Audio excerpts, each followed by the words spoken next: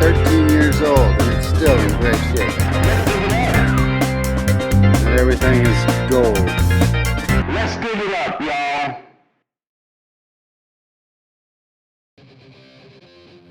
Well, hey everybody, it's Lancelot from Global Detection Adventures. I'm out here on my newest permission. Got a good feeling about this field. I came out the other day for just a test run, 30 minutes or so. Found a coin, so we'll see what happens this time. Alright? It's been recently turned, so I'm hoping that a lot of stuff has come up. See you in just a few minutes. Well, first find is something that I didn't almost expect to find out here in the middle of nowhere, Germany. This is something more toward the United States kind of thing, so there it is. That's part of a harmonica reed. It's pretty nice. Keep going, see what else we can find. Very next hole, this is my third hole. And second hole just ended up being the top of a soda can. So it wasn't even worth showing on video, but this next one is actually really nice. I like it. A blank bullet, dated 1960 on the bottom. Yeah, it kind of looks like a 7.62. Probably from U.S. maneuvers out here in the fields during the 60s or so.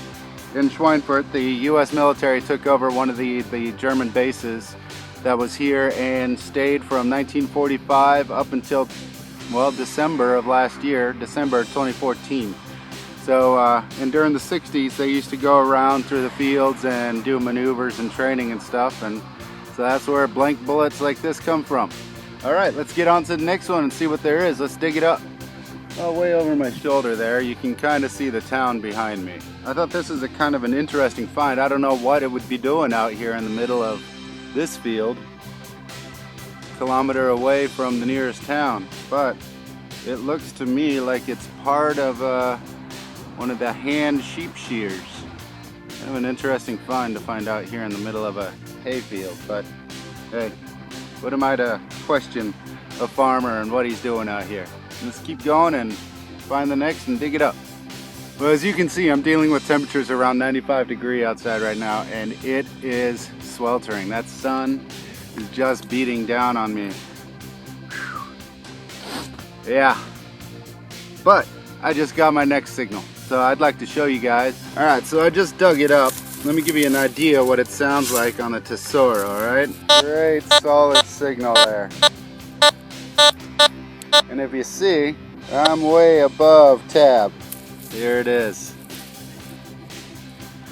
I'll take a look, see if we can get a year off of the back of this. Right where I'm at right now, the American soldiers came up this road that you see these cars driving on over here, entered the town right across the street, and then circled around it. So there's bullets from the Second World War around. Let's just see if this is one of them. Another one of the training rounds from the Americans. Nothing fantastic. Alright, so we'll get on to the next one and let's get it dug up. Alright, there's my very next one. You can see how deep that thing was right there. It's quite a ways down. I mean, good 6 inches. A little tired from digging it up. But there it is. And the chain's still attached to it. Maybe old horse-drawn wagon tailgate, who knows. I don't think it's that old though. I think we're just talking about an old, one of the modern trailers that they use over here. Well, let's dig up the next one. This one gave up a crazy signal. I almost didn't want to dig it because it was so light and it sounded like it was really deep, but the signal itself was really quiet. But I think I'm gonna need a cigarette. Let me show you what I found. If you can see it there, take a look at that. And I almost didn't dig this signal. That looks like a coin to me. Let's take a look. That's a small one. But I can already see, I think, an eagle on the back. Let me clean it up a bit. 1902 one Reich spinning. How about that, huh? It's in really good shape. 113 years old and it's still in great shape. The one and the eagle on the other side. How about that? And I almost didn't dig this up. Well, right after that coin, I'm on my very next signal. A lot of people think there's nothing going to be out on these fields except for a whole bunch of broken farm equipment and a whole lot of heat. But in truth, you have to give it a go, because you never know what you're going to find out here. I got something here. We're going to check it out together. Take a look at this. Well, do you see it there? Take a look at that. Look at that little beauty. All right, still gold colored, but I think this is the coin I've been trying to find ever since I started metal detecting here in Bavaria. Let me clean it up. I'm gonna be able to cross this off my bucket list now. Well, take a look at this little beauty. Talking about great shape. Let me get it in the sunlight here. Look at that. 5 Reichspfennig. If I flip it over, this is the Weedy. 1924, the year after they started making these. See the date there? 1924. That is one gone from my bucket list right there, people. Look at that beauty. Yeah, this is why I'm out here. This is the stuff I'm looking for. 2 coins in a row, baby. Let's dig it up. In World War II, Schweinfurt was the target of multiple air attacks from the Allies.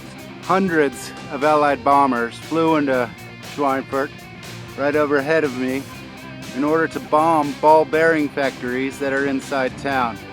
These ball bearing factories were important targets because they provided over 75% of the ball bearings needed for the German war machine, including all tanks, vehicles, aircraft, bombers, everything.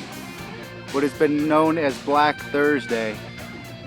We lost many aircraft. The actual number, I'll show you right down here right now, but the actual number was really high. They called it Black Thursday by the sheer number of losses of Allied bombers during that run. The Allies thought that they'd do something smart. Instead of bombing at night, they'd operate a daylight bombing raid with hundreds of aircraft. Out here, about 3 kilometers away, about 1.5 miles from the nearest factory, I find this. A piece of shrapnel from one of the Allied bombs. You can still see the rings out here in the middle of nowhere. Remnants of World War II still exist.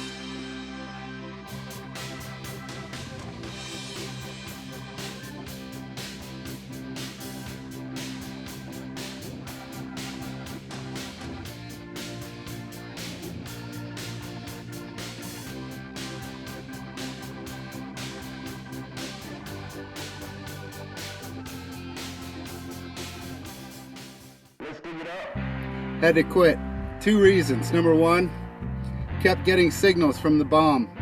It's quite evident that one of the Allied bombs landed right up here in the field as they were going to Schweinfurt. Don't know why they let it go so early. Maybe it was the return flight, had to empty out the bomb bays.